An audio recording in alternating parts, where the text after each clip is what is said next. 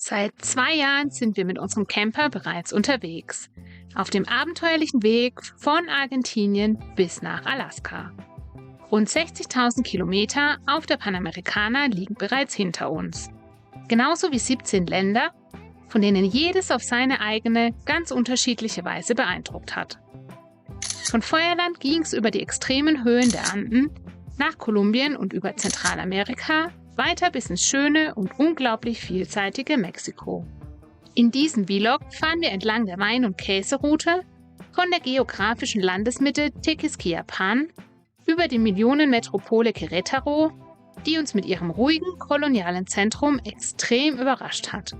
Zurück nach San Miguel de Allende in der Hoffnung, dort unseren leider schon wieder kaputten Akku für unser Filmhandy ersetzt zu bekommen.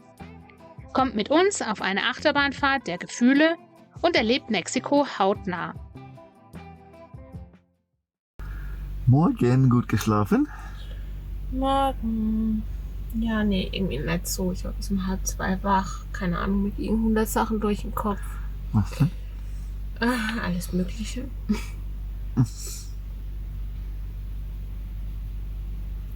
Was machen wir heute? Ja, eigentlich, wenn der Typ sich gemeldet hat, würde ich gerne nach San Miguel fahren und das mit dem Handy erledigen. Aber da kam natürlich noch nichts. Ich weiß nicht. Auf dem Weg liegt nochmal eine andere Stadt, aber eigentlich müssen wir das mit dem Handy-Akku erledigen. Aber können wir ja schon. Dann müssen wir dem jetzt dann kleine mal schreiben, ja. Ja.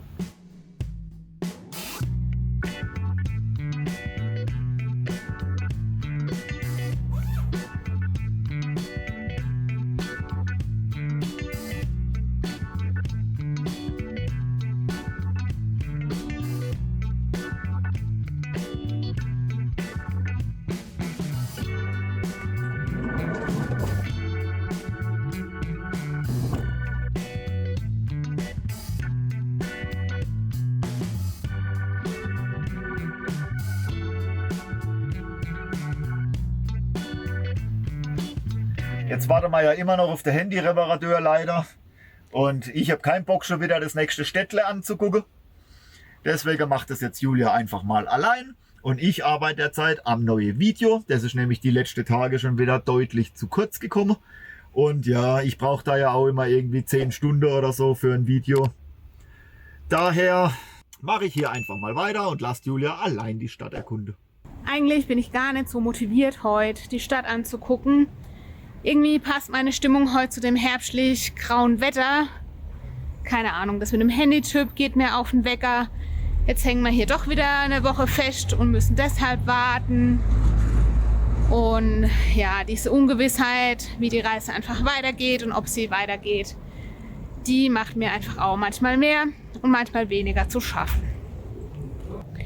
Aber vielleicht tut es auch ganz gut, ein bisschen frische Luft schnappen, ein bisschen die Beine vertreten und einfach mal gucken, was der Ort hier zu bieten hat. Ist ja auch ein magisches Dorf, von daher gehe ich davon aus, dass es auch wieder ein hübsches ist.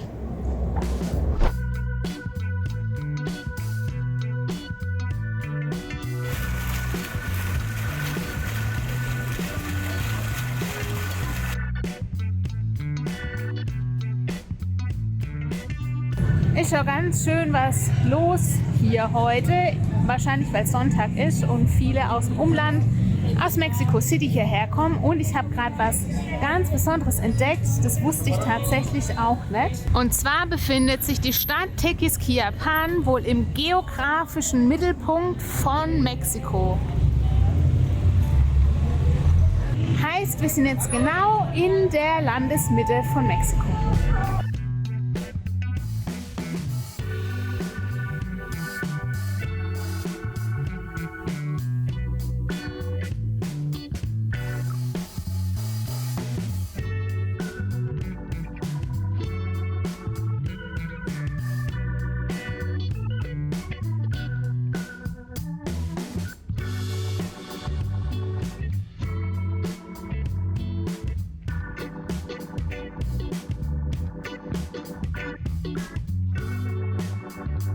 Und was mich gerade auch überrascht, wusste ich auch nicht, wir sind wohl in der Wein- und Käseregion von Mexiko. Hier gibt es ganz viele Käsereien und ich habe auch schon Vinotheken gesehen. Vielleicht können wir hier ja auch die entgangene Weinprobe aus Mendoza nachholen. Mal gucken.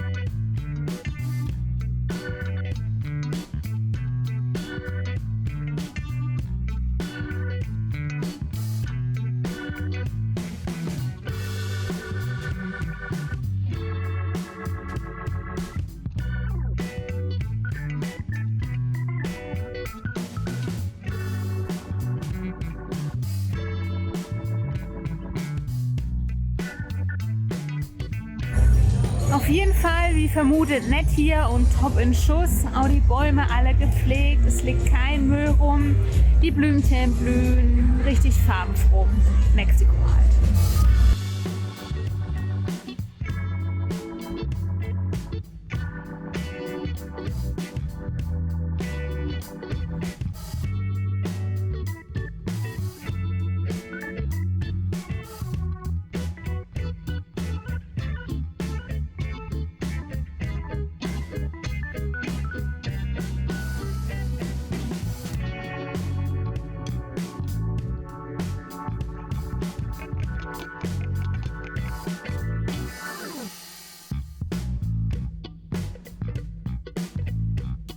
Ich habe allerdings ein bisschen Sorge, dass der Handy-Akku hier jetzt gleich wieder die Grätsche macht.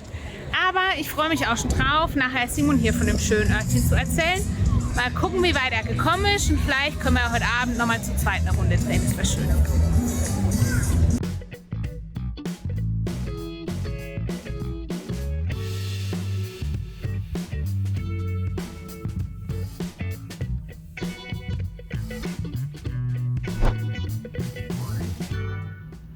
Julia ist schon 2 Stunden unterwegs. Die Stadt muss echt sehenswert sein.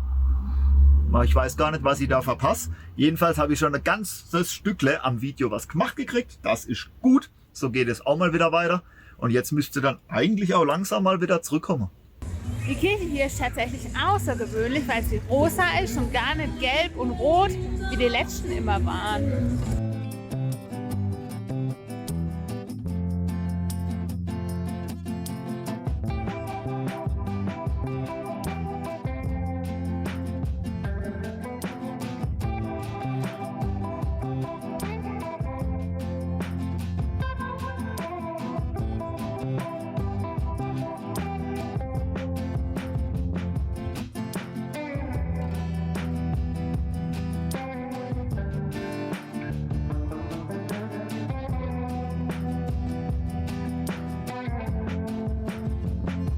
Und die Markthalle habe ich auch gefunden. Mal schauen, vielleicht noch ein bisschen Obst und Gemüse kaufen.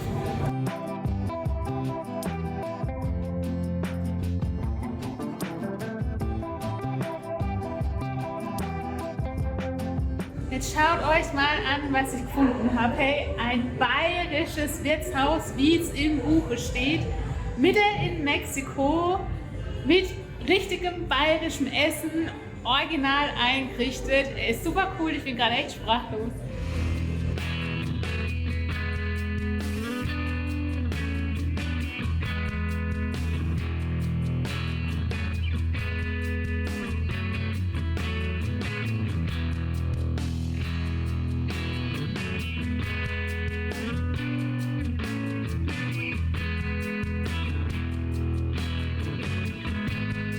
Wie cool war das jetzt bitte?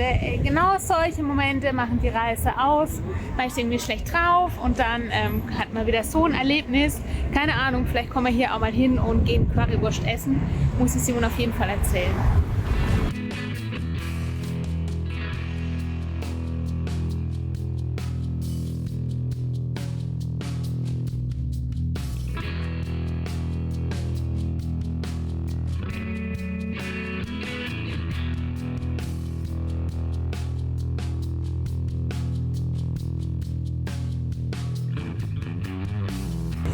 Ich mache mich langsam aber sicher auf den Rückweg. Es wird irgendwie schon wieder empfindlich frisch. Also wenn es weitergeht, muss ich die Tage noch die warme Jacke hinten aus dem Kofferraum holen. Und der Akku hat auch nur noch einen Strich. Also ich schätze, Handy geht eh gleich aus. Von daher spute ich mich jetzt.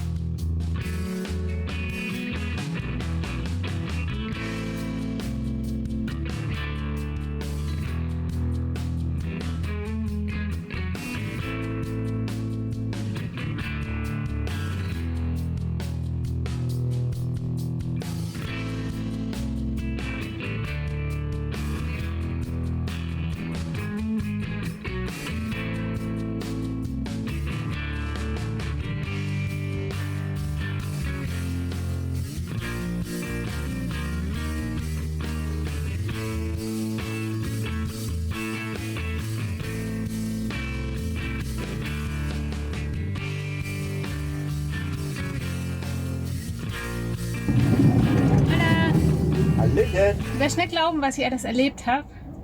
Erzähl. Komm erst mal rein, ist voll kalt draußen. 2,5 Stunden fort.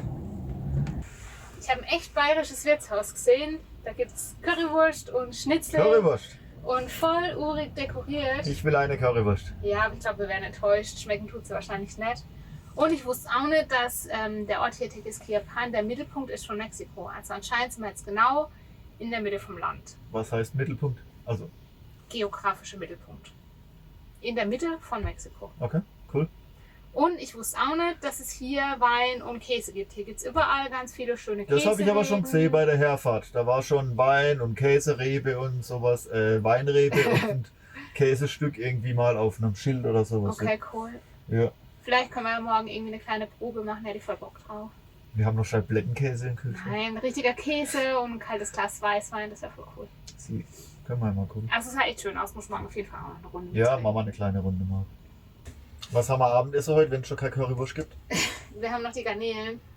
Ah ja, Ich habe Garnelen. Sehr Tiefkühl gut. Garnelen mit, kann man machen mit Spaghetti oder Risotto, keine Ahnung. Kann ich überlegen. Ja, wird auch schon wieder dunkel, dann ist der Tag schon wieder vorbei. Ja, und richtig kalt her. Also wenn es weitergeht, brauche ich meine warme Jacke. Ich habe jetzt echt gefroren. Wo steht der Kofferraum? Ja. Muss man aufmachen. En la calle que baja la plaza, en esta, ok, cerca del hotel, o, ok, ya, muy bien, entonces vamos a cenar y después nos movemos. Gracias, muchas gracias. Gracias. Hasta luego.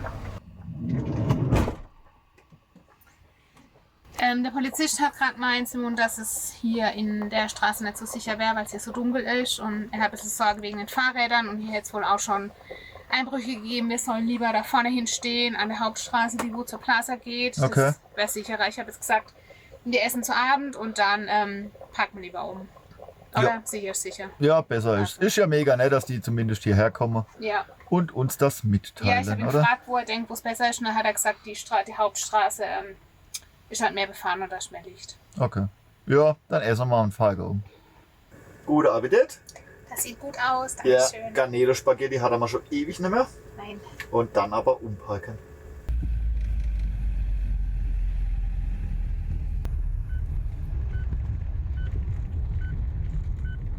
So, umgeparkt. Jetzt stehen wir hier neben der Plaza an einem Hotel. Gute Nacht. In der Wein- und Käseregion darf natürlich ein Käse und ein Wine-Tasting nicht fehlen. Wir hatten heute allerdings keinen Bock, uns schick zu machen und auszugehen. Deswegen haben wir es uns hier in unser gemütliches Zuhause geholt. Wir möchten uns natürlich bei allen bedanken, die uns die letzte Zeit aufmuntern und auch unterstützen. Aber ganz besonders müssen wir uns bedanken beim Robert und der Maria aus der Schweiz. Die haben uns nämlich wirklich einen für uns großen Betrag gesendet per PayPal, um unsere Reise zu unterstützen. Vielen, vielen Dank dafür. Dafür gibt es jetzt die Käseplatte. Wir wissen, es ist zwar kein Schweizer Fondue, aber zumindest Käse. Ich würde sagen, das sieht doch richtig, richtig gut aus. Ich auch. Ich hoffe, es schmeckt auch so gut, wie es aussieht. Riechen tut's gut. Schmecken auch. Und ganz viele verschiedene Käsesorten sogar. Julia, schmeckt's? Somit alles richtig gemacht. Daumen nach oben. Wir hauen rein. Wir haben nämlich richtig Hunger jetzt. Bestimmt sind euch die vielen Schoko-Nikoläuse und die Berge an Lebkuchen in den letzten Tagen nicht entgangen. Und was heißt es? Genau, dass ganz bald schon wieder Weihnachten ist. Wir haben uns dieses Jahr was Schönes für unsere YouTube-Community überlegt. Und zwar möchten wir euch gerne ein bisschen See You Camper Van Spirit zu euch nach Haus bringen. Und zwar gibt es einen richtig coolen Wandkalender im modernen 30x30 cm Format, Digitaldruck matt mit unseren allerschönsten Erinnerungen und Landschaftsaufnahmen aus Südamerika. Und für alle, die gerne wandern, campen oder Kaffee oder Tee trinken, haben wir eine schöne Emaille-Tasse, die robust und leicht ist, fürs Wohnzimmer, fürs Esszimmer oder für den Wanderrucksack oder zum Campen. Vorne drauf ist unser See You Camper Van Logo und auf der zweiten Seite, sie ist nämlich beidseitig bedruckt, gibt es ein schönes Outdoor- und Wandermotiv. Wie ihr an die beiden Artikel kommen könnt, entweder für euch oder zum Verschenken für alle Outdoor-Fans, das könnt ihr in der Videobeschreibung nachlesen. Und wenn ihr sagt, nö, brauche ich alles nicht, aber ich möchte Simon und Julia trotzdem gerne unterstützen, dann findet ihr auch all diese Infos in der Videobeschreibung. Wir wünschen euch auf jeden Fall eine entspannte und möglichst stressfreie Vorweihnachtszeit und viel Freude mit unseren Geschenken, solltet ihr sie kaufen, für euch oder anderen damit eine Freude bereiten.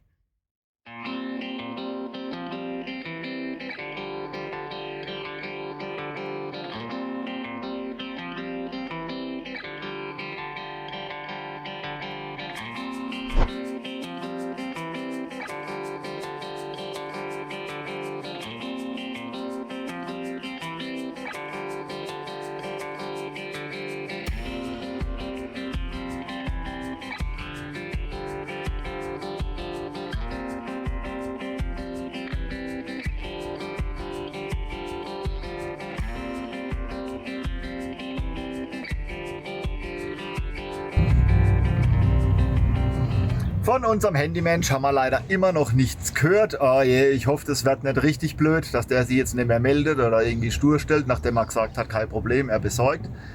Jedenfalls sind wir jetzt nicht nach San Miguel wie geplant gefahren, sondern nach Querétaro erstmal. Das ist eine ziemlich große Stadt. Wir müssen mal gucken, wie viele Einwohner, aber ich glaube auf jeden Fall über 100.000. Haben hier einen Stellplatz gefunden an einer Tankstelle, ziemlich weit hinten drin. Hört man nicht die Hauptstraße, das ist gut. Und direkt hinter uns ist eine Wäscherei, deswegen habe ich hier auch den Wäschesack in der Hand. Den geben wir jetzt ab. Dann gucken wir, ob wir denen noch das WLAN-Passwort abgeluchst kriegen. Dann können wir nämlich hier übernachten und heute Abend uns einen Film reinziehen, was für einen auch immer. Ich kann euch Coco auf jeden Fall empfehlen. Dias de los Muertos steht an. Bald. Das handelt sich darum. Sehr gut. Wäsche abgeben. Und dann schauen wir mal. Wo ich gerade an der Fahrräder vorbeilaufe, fällt mir ein. Ach, der eine hat schon wieder eine Platte. Ich habe keinen Bock, den rauszunehmen, aber habe gesehen, gerade vorne an der Straße gibt es einen Fahrradladen. Ich glaube, da schiebe ich die Gurke nachher mal hin. Dann soll der mal ordentlich ölen und uns unseren Schlauch flicken. Gucke, ob da noch irgendein blöder Stachel oder irgendwas drin steckt. Dann könnte man nämlich morgen die Stadt auch mit den Fahrrädern machen. Das wäre gut. Sind nämlich, glaube ich, 2,5 Kilometer schon zu laufen. Und es ist ja schon auch so eine große Stadt zu Fuß. Da bist du abends richtig platt. Wäre schön mit dem Fahrrad.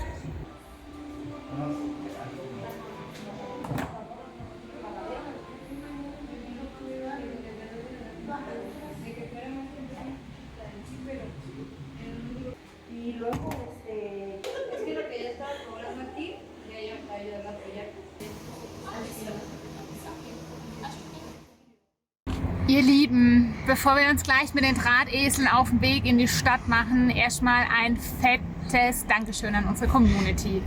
Ich habe gerade 2 Stunden lang ungelogen Nachrichten auf unser Grenzdesaster-Video beantwortet und ja, wir haben es selber verbockt mit unserer eigenen Naivität und trotzdem haben wir so unglaublich viele positive und aufmunternde Nachrichten bekommen. Das hat uns echt aus den Socken gehauen. Vielen, vielen Dank. Simon hat derweil den Fahrradreifen wieder abgeholt. Der hat uns jetzt einen neuen Schlauch reingemacht. Sieht tipptopp aus. Jetzt gehen wir gleich nochmal hin und lassen die Räder fetten, die Ketten, bevor wir in die Stadt radeln.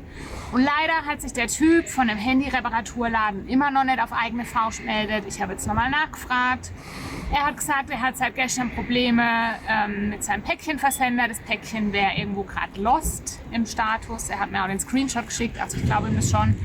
Aber natürlich wäre es richtig, richtig mies für uns, wenn das Paket jetzt verschollen gehen würde, der die Batterie nochmal bestellen muss, weil der Dia de los Muertos wartet leider nicht und wir haben keine Zeit mehr, müssen nämlich noch einige 100 Kilometer weiter.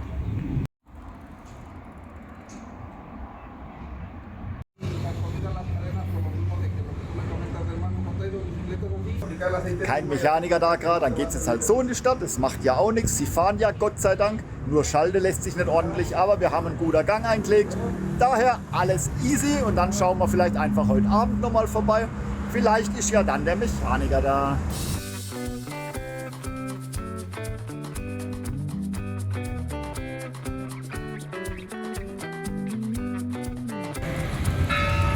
Mit den Fahrrädern ist es einfach super. Wir sind schon im Zentrum angekommen oder in Zentrumsnähe. An einer der wahrscheinlich vielen Plazas hier, haben schon einige Kirchen gesehen. Und wir suchen jetzt mal ein Plätzchen, wo wir die Fahrräder sicher abstellen können. Dann können wir nämlich hier die kleine Innenstadt zu Fuß machen. Mega gut, die Fahrräder sind verstaut. Wir haben das Schloss nicht aufbekommen, war total rostig, wie alles an den Fahrrädern mittlerweile. Aber im 5-Sterne-Restaurant haben wir feinstes Olivenöl bekommen zum Fahrradschloss fetten. Somit konnte man es jetzt abschließen. Ein netter Mann hat seinen Infostand da dran sogar. Mega gut. Der passt auf. Alles sicher, das heißt zu Fuß in Ruhe die Stadt erkunden. Ja. Ist einfach besser zum Filmen und zum Fotografieren, als wenn man irgendwie alle 10 Sekunden die Räder irgendwo parken muss.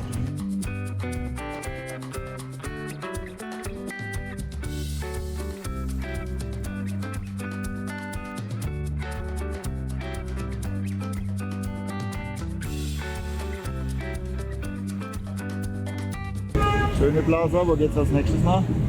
Ja, ich glaube, es ist am besten. Wir sind jetzt hier in dem Garten. Wenn wir gerade auslaufen, dann kommt das Theater. Und wenn wir dann wieder nach rechts gehen, kommen wir, glaube ich, ins Zentrum, wo die Kirche ist, in die Hauptplaza und so. Ja, das geht aber alles schön da außen rum. Ja, ist alles recht zentral, glaube ich. Ach, guck mal, jetzt, ich glaube, da ist schon das Theater. Oh ja. Ja, aber gar nicht so spektakulär. Da haben die hier bestimmt noch deutlich schönere Gebäude. Ja, ich glaube auch. Brauchen wir jetzt auch nicht hocken. Hast du die Ampel gesehen? Ja, da machen die Ampelmenschen hier fast den Ampeln in Berlin Konkurrenz.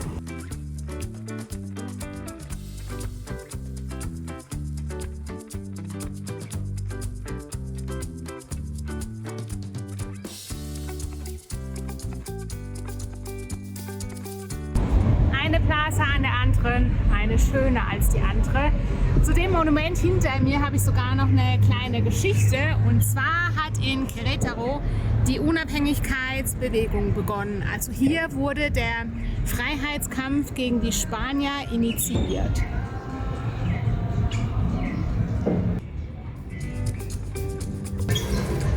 Es hat auch unglaublich viele nette Restaurants und Cafés. Vielleicht kehren wir nachher irgendwo noch ein. Und wir haben Querétaro total unterschätzt, also dass es eine wunderschöne Kolonialstadt ist. Das wussten wir, das hat man uns gesagt. Aber dass sie so schön ist, das hätten wir wirklich nicht erwartet.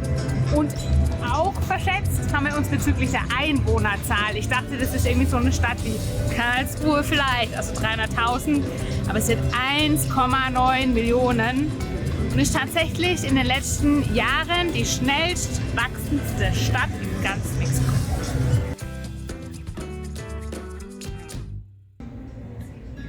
Der Nachteil allerdings, wenn man so nah an den Restos vorbeispaziert, jeder quakt einen an, Jeder will einem natürlich... Ja, sorry, Akku schon wieder leer, Powerbank regelt. Wir warten ja immer noch. Naja, Hunger haben wir noch keinen, deswegen versuche ich jetzt mal freundlich die Karte zurückzugeben und weiterzugehen. Aber wirklich ein schönes Restaurant neben dem anderen. Ja, und auch preislich muss man sagen, ist hier total okay. Also die ganze Region, in der wir uns in letzter Zeit bewegt haben, ist vom Essen her richtig günstig und wir waren auch seit langem eigentlich nicht mehr so oft auswärts essen wie in letzter Zeit, weil es einfach so super erschwinglich ist. Wenn du so viel über das Essen redest, dann kriege ich Hunger, also ab zu Burger Ich King. hör auf. Nein, Nee, Burger Quatsch. King. Das mexikanische Essen, das schmeckt uns wirklich Ja. richtig, richtig gut.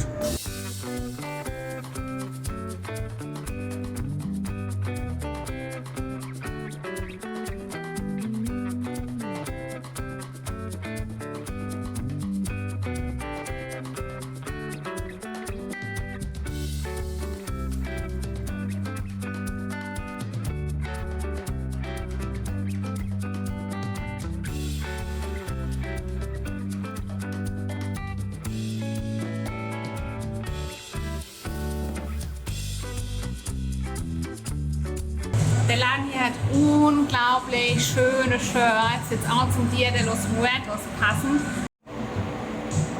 Ich finde auch die Designs richtig, richtig cool.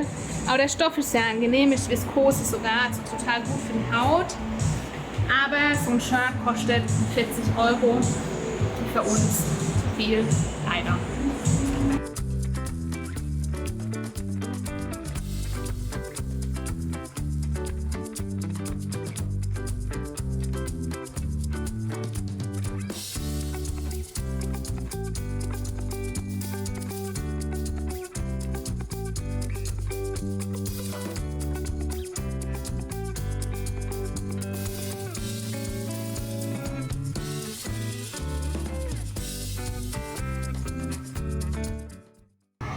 Balkone sind fast so ein wunderschönes Fotomotiv wie Türen, aber nur fast.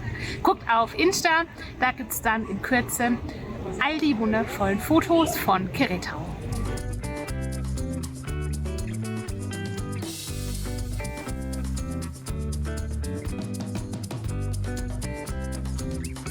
Das war heute mal wieder richtig gut mit den Fahrrädern. Wir sind zurück an unserem, wo ist der?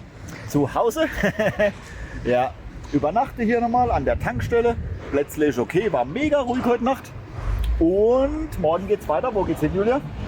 Ja, in der Hoffnung, dass wir News kriegen von einem Handy-Reparaturladen ja.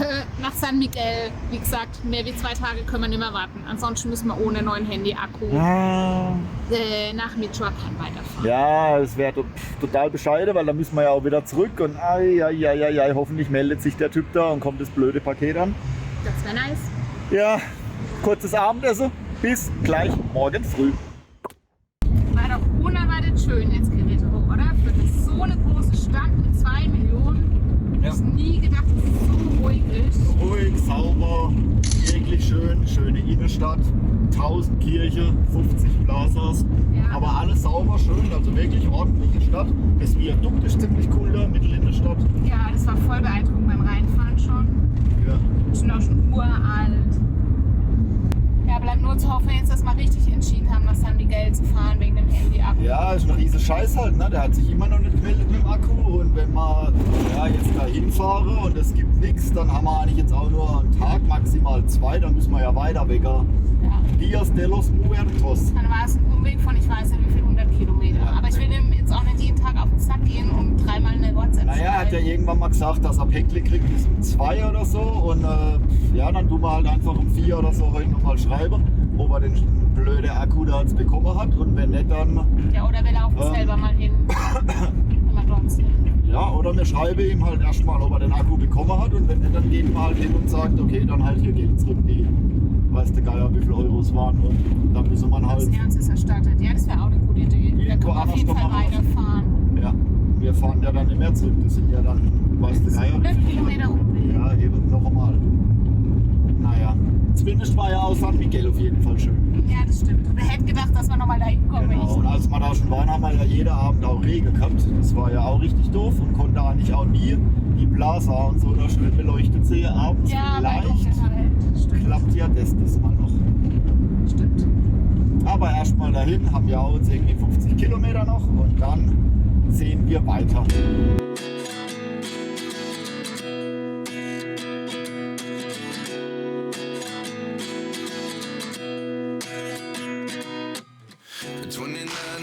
Myself wondering what did happen to the last 10. I ran away with my life, fast forward, never turn back again. Wir haben San Miguel de Allende erreicht und Mal wieder. irgendwie finde ich es sehr zweischneidig oder eigentlich macht es mich traurig, wieder hier zu sein, weil wir eigentlich in den USA sein sollten und niemals gedacht hätten, hierher zurückzukehren. Ja, die Stadt war schön. Und wir fallen hier auch nicht als Gringos auf, weil es hier so viele Kanadier und US-Amerikaner hat, die hier ihre Rente verbringen. Aber ja, es fühlt sich einmal mehr einfach falsch an. So ist es. Aber wir kennen uns hier schon aus, das ist das Positive. Wir wissen, wo der beste Empanadas-Stand der Stadt ist. Wir haben einen guten Stellplatz. Wir wissen, wo wir einkaufen können. Ja, mal wieder was Gewohntes und nichts Neues. Das ist eher die Seltenheit. It's kind of funny that the more we pass time, the more we need to set them rewind. And 19 was the year I had to leave you, but now I'm seeing all the signs. Is this really happening? I can't believe it's true. I'm just as surprised as you.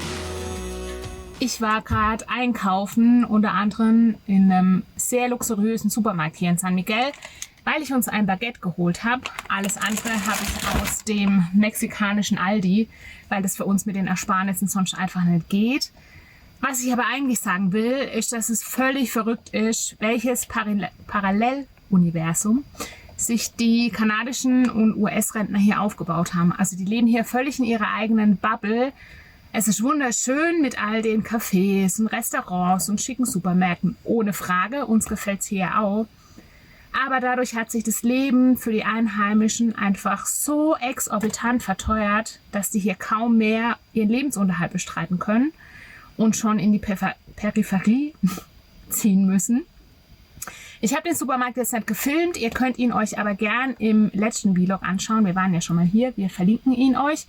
Der ist echt sehr interessant. Natürlich gibt es auch jede Menge importiertes deutsches Bier etc. Aber es hat mir jetzt einfach nochmal sehr zu denken gegeben, weil so einen krass luxuriösen Supermarkt haben selbst wir, die schon viel rumgekommen sind, noch selten irgendwo gesehen. Gute zu der Amerikaner- oder Kanadier-Geschichte. Ja. Ich sehe das nicht ganz so, also keine Ahnung. Das ist ja irgendwie, einerseits klar, es wird alles teurer und es gibt jetzt hier Luxus-Supermärkte irgendwie, die es schon nicht geben würde, die sich halt auch die Einheimischen nicht leisten könnte. Aber die könnte sie sich wahrscheinlich auch nicht leisten, wenn die Kanadier nicht da wären. Dann würde es auch den Supermarkt nicht geben, daher. Aber die Leute kommen ja hierher und lassen ja auch Geld in der Region, ne? Das auf jeden Fall. Also ich glaube nicht, dass die hierher kommen und einen Kaffee eröffnen, wo dann der Kanadier einen Kaffee vertreibt für einen Kanadier und einen Haufen Geld verdient. Und ich glaube auch nicht, dass es einen kanadischen Friseur gibt, wo dann alle Kanadier hingehen. Die gehen ja auch zum einheimischen Friseur hier und so weiter und bringen dementsprechend auch Geld. Und da wäre ja auch wahrscheinlich die Preise dann einfach teurer werden natürlich mit der Zeit. Das ist halt immer so zweischneidige Sache. Ne? Einerseits, klar, wird es teurer, aber sie bringen auch Geld. Das gleiche wie mit Touristen auch im Endeffekt. Ne? Ja, auf jeden Fall. Nur als ich damals beim Friseur war, hat die mir halt erzählt, dass sie sich selber hier halt kaum mehr irgendwie ein Grundstück leisten können, geschweige denn halt im Supermarkt einkaufen oder nur an bestimmten Wochentagen, wenn es halt irgendwelche extra Angebote gibt. Und die werden ja auch total verdrängt. Also so die billigen und einfachen Taco-Restaurants, die es sonst in Mexiko gibt, die sind hier gar nicht mehr existent, zumindest nicht in der Innenstadt.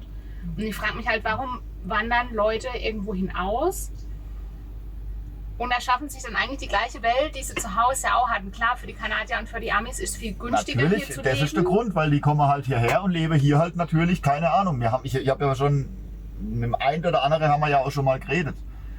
Egal, ob das der Pole war, den wir in Belize getroffen haben, der ja nach Kanada ausgewandert ist und dann von Kanada nach Belize. Warum macht er das? Weil er mit 50 in Rente gegangen ist in Kanada und die Kohle nicht reicht, um vernünftig in Kanada zu leben. In Belize das aber easy reicht für ein Grundstück, für ein Haus und genug Kohle, um regelmäßig essen zu gehen, um Ausflüge zu machen. Die haben wir ja getroffen mit ihrem Jeep oder Defender oder was auch immer sie gefahren sind. Das war ja genau die Erklärung, ne?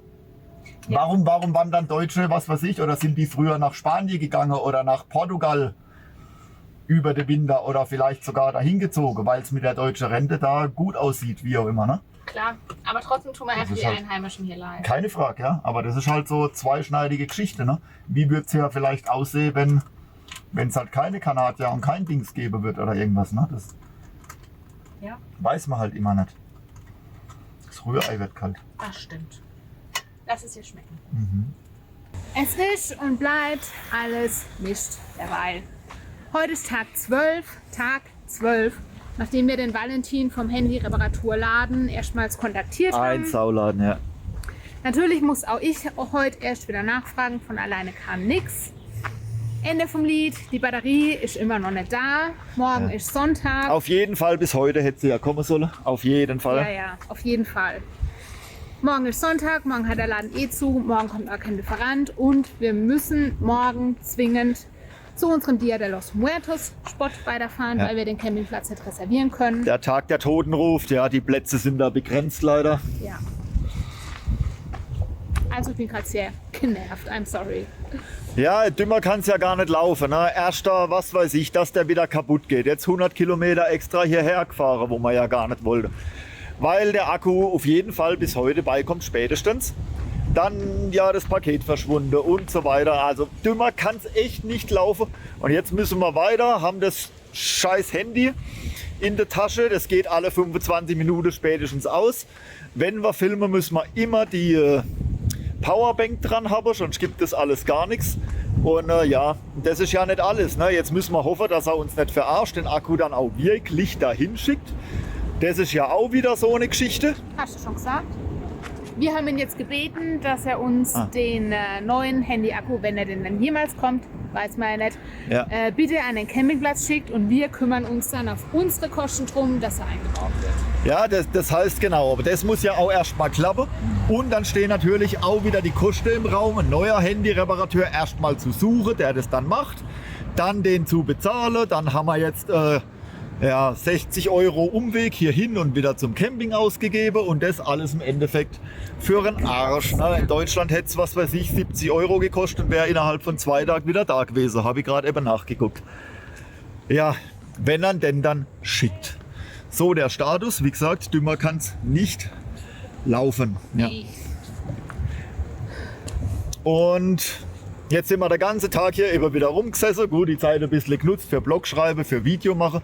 Aber trotzdem, den ganzen Tag verschwendet. Eigentlich mit Sicherheit, dass er kommt, aber nein. Jetzt gehen wir jedenfalls dann halt noch ein bisschen in die Stadt. Wollen uns die ja auch abends mal noch angucken. Das ist positiv. Es regnet nämlich nicht. Das letzte Mal, wo wir in San Miguel waren, hat es ja geregnet ohne Ende. Stimmt.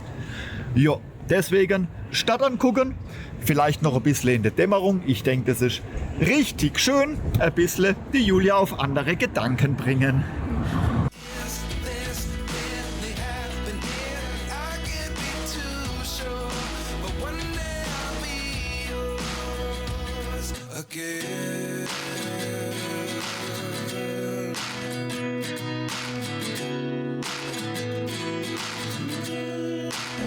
An der Hauptplaza angekommen. Man kann schon verstehen, dass die Kanadier und die Amis hier sich breit machen, sage ich jetzt einfach mal. Das Städtle ist wirklich, wirklich schön. Und die Kirche da im Hintergrund auch wirklich herrlich. Wir haben sie wieder nicht erwischt, wenn sie gerade von der Sonne schön angestrahlt wird, aber vielleicht noch von der anderen Seite. Ja, hier drehen wir noch eine Runde rum. Viele schöne Cafés, wirklich unglaublich.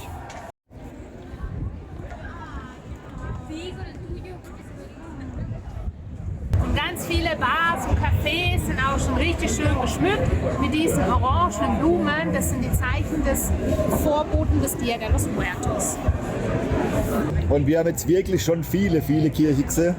Aber die da hinter uns, die hat schon wirklich was Besonderes. Ich wäre so gern noch mit der Drohne geflogen. Aber es sind leider so viele Leute da auf dem Platz und so viel Polizei auch da. Ja, das sparen wir uns einfach. Aber sie erinnert mich ganz dolle an die Kirche. In Malsch? Nee, von Disneyland. Wenn bei jedem Disney-Film kommt doch am Anfang dieses Märchenschloss. Ja, und ja, ich finde, stimmt, das hat stimmt, total was davon. Ja. Apropos Disney-Film, nochmal eine Erinnerung. Coco, Dias de los Muertos. Absoluter Tipp, um was es denn da geht. This really happened here. I can't be too sure, but one day I'll be yours again.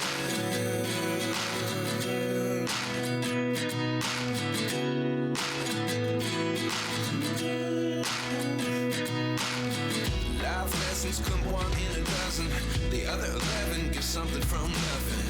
I sit here looking for an answer. Maybe the biggest question was in the last chapter. You gave me the soul I have today. Without you I never could have moved away. But now I see what you teach. I do believe I always should have stayed. Yeah. Liebe Milena, was lange, lange währt, wird endlich gut. Ich weiß nicht, wie viele Wochen es gedauert hat, ziemlich viele. Aber heute habe ich ihn endlich gefunden, den von dir spendierten Aperol Spritz.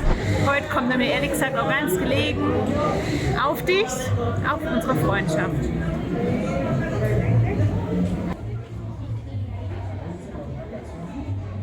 Was für eine traumhafte Kulisse, oder? Also schöner geht's nicht.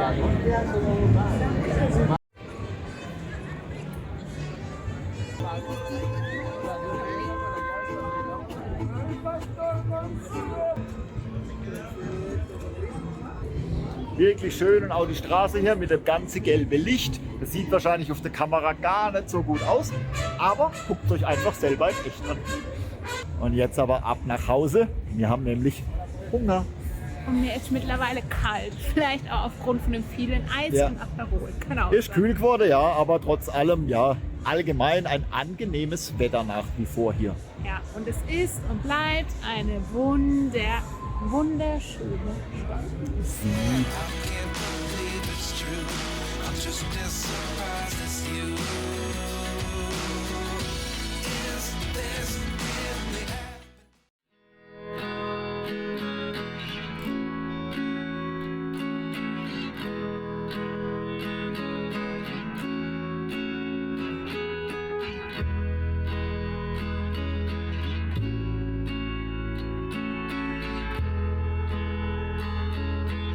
Wir haben hier gerade an einer Raststätte gestoppt für eine kleine Mittagspause und ihr werdet es nicht glauben, kamen gleich 2 Mädchen hierher gestürmt, freudestrahlend. Sie folgen uns auf Instagram, ob sie ein Foto mit uns machen dürfen. Haben wir natürlich gemacht, wie schon so oft. Und richtig toll, sie haben uns beschenkt mit grandioser Dia de los Muertos Deko.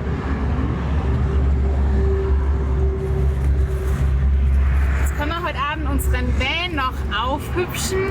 Richtig, richtig nett. Und ich möchte deshalb an der Stelle ein ganz großes Plädoyer für Mexiko aussprechen. Wir reisen hier jetzt ja schon 5 Monate, haben nicht eine schlechte Erfahrung gemacht. Die Menschen sind uns immer so offen, freundlich und hilfsbereit begegnet. Das Essen ist toll und das Land ist einfach so vielfältig. Also gerade Yucatan für Individualreisende mit den Karibikstränden, mit den Maya-Städten, mit dem Urwald und so weiter und so fort, mit den Zenoten. Aber auch hier der Norden ist einfach wirklich schön mit den magischen Dörfern. Ihr habt es ja gesehen, wenn nicht, geht in unserer Mexiko-Playlist einfach noch ein bisschen weiter zurück. Da kommen dann auch die Strände. Die Pazifikküste haben wir bisher ausgelassen. Vielleicht kommt die ja auch noch. Also Mexiko von uns kriegt mehr als 2 Daumen hoch auf jeden Fall. Und ich glaube, wir haben gestern vor lauter Handydrama völlig vergessen, euch vielleicht auf die Reise mitzunehmen und euch zu erklären, warum wir denn nicht einfach in San Miguel geblieben sind, auf den Akku gewartet haben und Schön ist da ja. dort den Dia de los Muertos miterlebt haben. Weil schön dekorieren tun die da ja auch, das haben wir ja gesehen. Aber wir glauben, dass es da halt viel kommerzieller und touristischer ist und wir würden es gern traditionell und spirituell auch miterleben. Wurde uns ja auch schon ganz oft empfohlen, der Ort, dem sein Name der Simon nicht weiß, wo wir jetzt gerade hinfahren, von mehreren Leuten, die wir unterwegs getroffen haben, die gefragt haben, wo wir da hingehen und so, denn er hat es immer was gesagt, die haben das immer genau gewusst.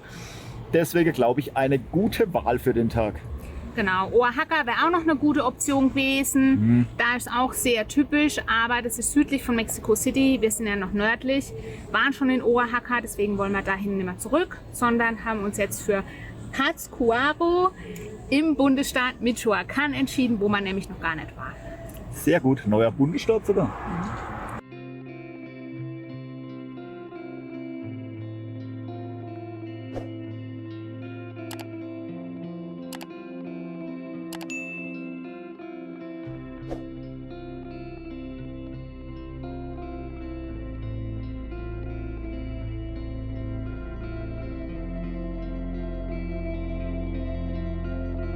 Wir sind auf dem Weg zu unserer Dia de los Muertos Location, aber vorher möchten wir uns noch ganz herzlich bei unseren 6 Kanalmitgliedern bedanken, die unsere Reise nicht nur finanziell unterstützen, sondern sich dadurch auch exklusive Vorteile sichern. Ein fettes Dankeschön auch an Antje, Bernd, André, Milena, Volker, Ines und Marc sowie Sabina, die uns über PayPal eine kleine Wertschätzung für unsere Arbeit haben zukommen lassen. Du möchtest dich auch gern bei uns bedanken? Dann like und kommentiere dieses Video, abonniere unseren Kanal und schau dir in der Videobeschreibung die verschiedenen Supportmöglichkeiten an. Nächsten Mittwoch ist es dann endlich soweit. Der Tag der Toten, dem wir wochenlang entgegengefiebert haben, steht endlich vor der Tür. Wie wir dieses Spektakel empfunden haben und ob es eher ein düsteres oder gar fröhliches Fest war, seht ihr im kommenden Vlog. Bis dahin wünschen wir euch eine gute Zeit.